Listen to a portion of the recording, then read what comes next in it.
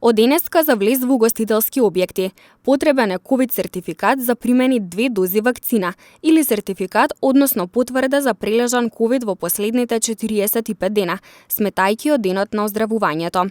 Интересот пак за вакцинација во Тетовскиот регион бележи благо покачување, а се очекува новата мерка за заштита од COVID-19, дополнително да го зголеми интересот за имунизација, посебно кај помладата популација. Овој почеток, на неделава, овој ден се гледа едно расно зголемување на интересот, има поголем интерес од претhodните 2-3 недели, и исто така и за прва доза и за трета доза. Покачено е околу, може да кажеме слобошно, поише од 50 до 60% од последниве 2-3 недели. Сметате ли дека тоа се должи на тоа што денеска ете се бара сертификат за примени 2 дози во рестораните и кафулињата?